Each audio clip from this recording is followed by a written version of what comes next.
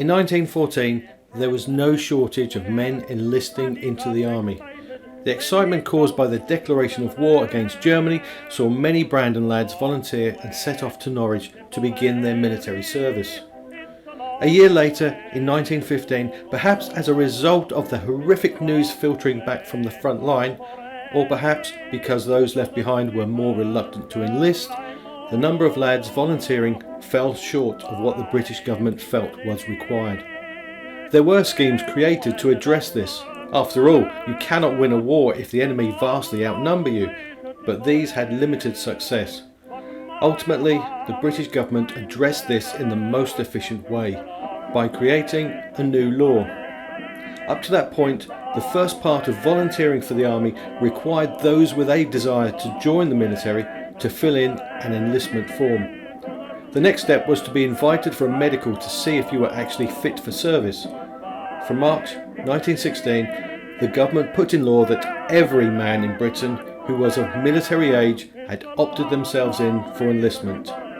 They would then simply have to wait until they were called up. This was otherwise known as conscription.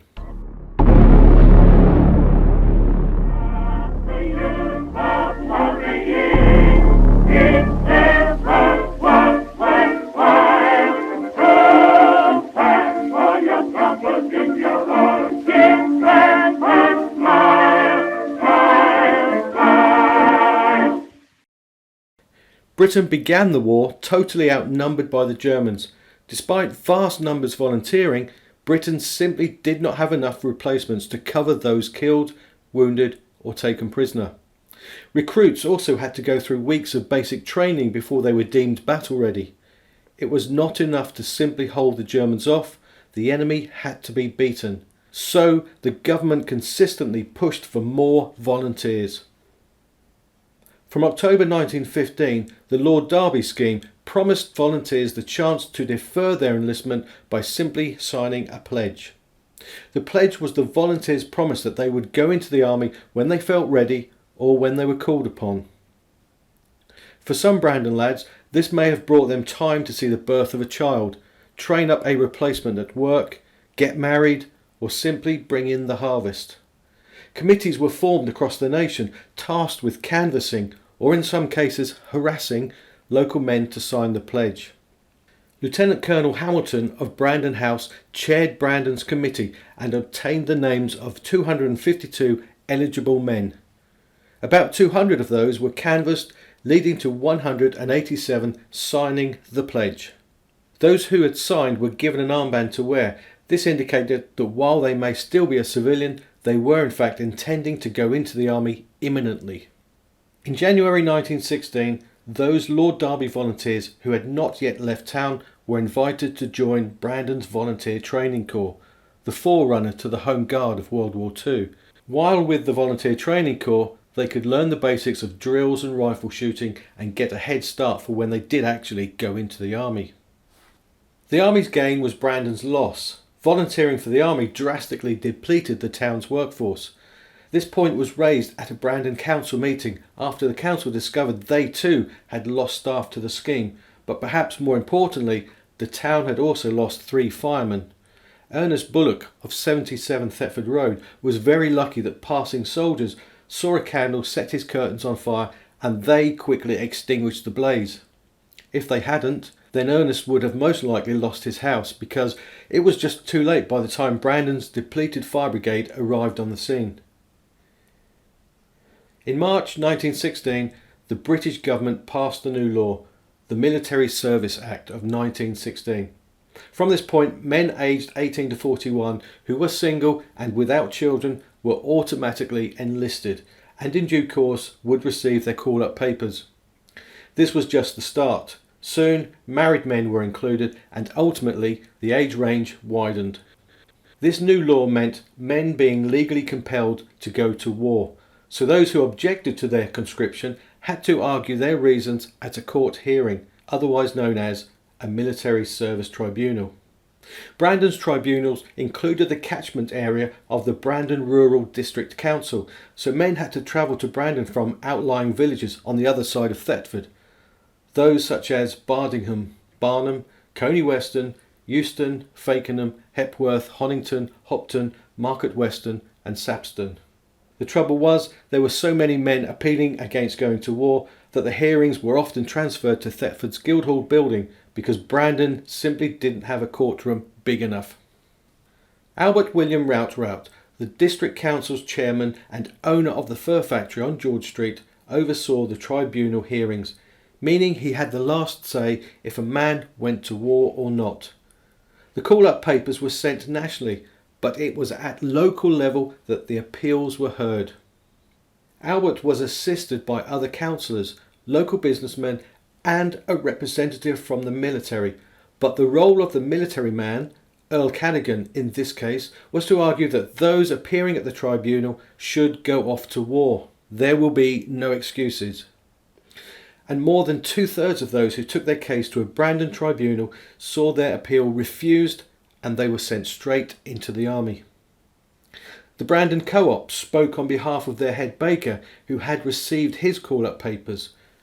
The store argued that it would be detrimental not only to the business but to the town too if he was compelled to go to war. His appeal was refused. Also refused was the appeal by a farmer from Honington who wanted to retain his 2 horse keepers, one aged 19, the other 27.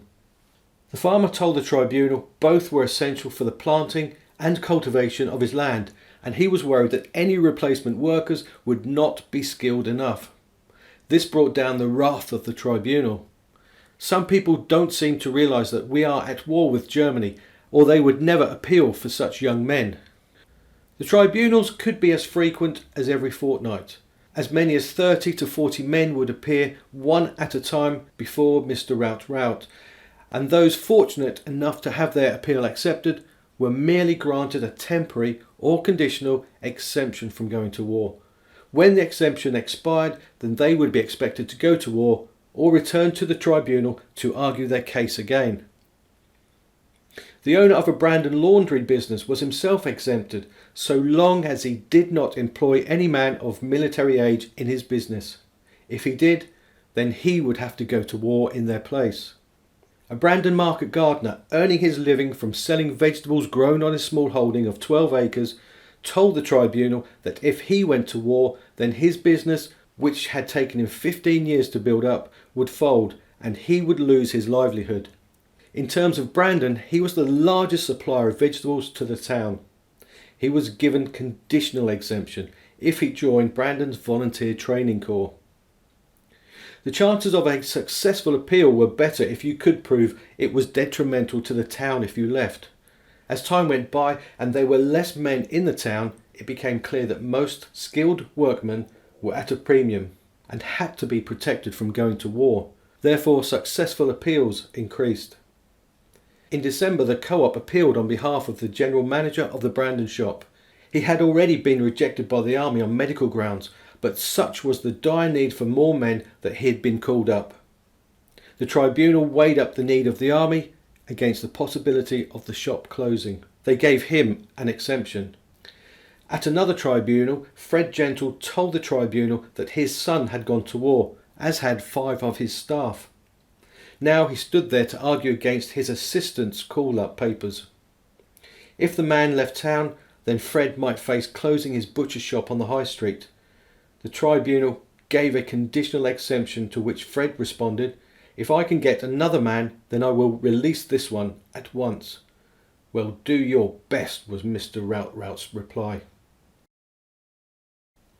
The combined efforts of conscription and the tribunals saw a profound impact on Brandon life, which is probably why businesses in town signed a petition in the defence of a Brandon harness maker who had been called up.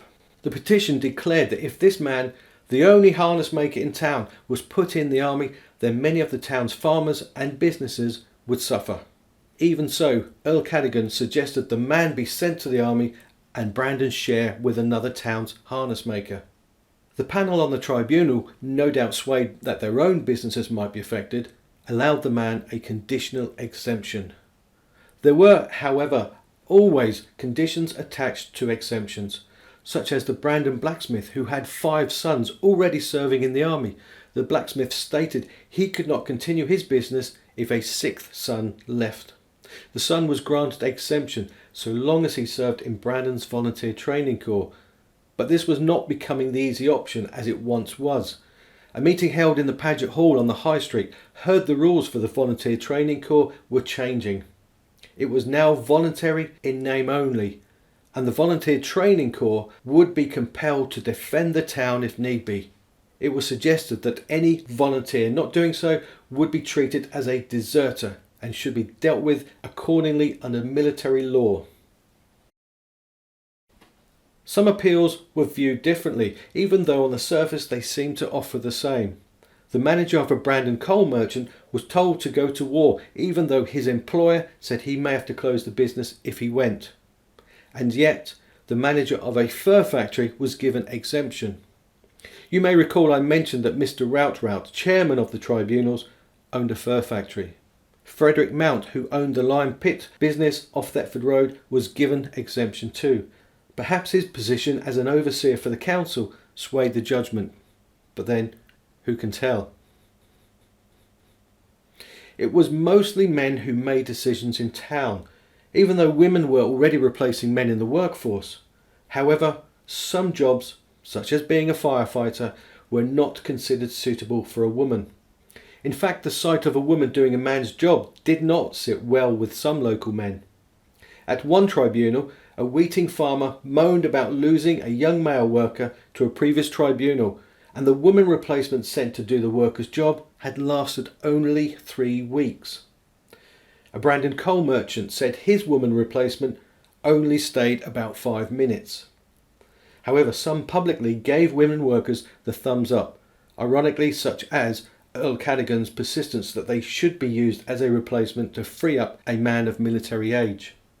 Whether he would have been so happy to release his own farm workers in such a way is unknown, but what is known is that Lady Alicia Aird of Brandon Park Estate, assisted by Agatha Crocker, were helping to coordinate women workers on Brandon farms to meet this aim. Of course, we will never know if the women were given a fair chance, but perhaps back then a more acceptable face of women working was the role they played in the voluntary aid detachment. Mrs. Clark, Miss Crask, Miss Garner Richards, Miss Bruton and Miss Neep all enlisted as nurses into the volunteer aid detachment and tended to wounded soldiers in military hospitals. Sometimes they even tended to the wounds of Brandon lads, such as when Miss Winifred Neep met Arthur Secker in Newmarket Hospital. When it came to raising charity, then women were at the forefront. They relentlessly knocked on doors or stood in the high street collecting pennies from passers-by. By the end of the year, Brandon women had raised hundreds of pounds, benefiting those charities caring for wounded soldiers or prisoners of war. The shortage of able-bodied men in town put those who were here at an advantage. They could almost demand their own wages. The Brandon Rural District Council heard at one of their meetings that 3 staff employed to repair roads had left to go to war. One of the council's surveyors then announced that he was going and would like his job left open for when he would return. Road labourers were increasingly hard to find. Wages for those still working rose to 20 shillings a week. Next year they would rise almost monthly. Wage inflation began to bite, yet the council could not demand more money from its residents. The British government's announcement of the formation of battalions of labourers compounded the council's and businesses' shortage of men.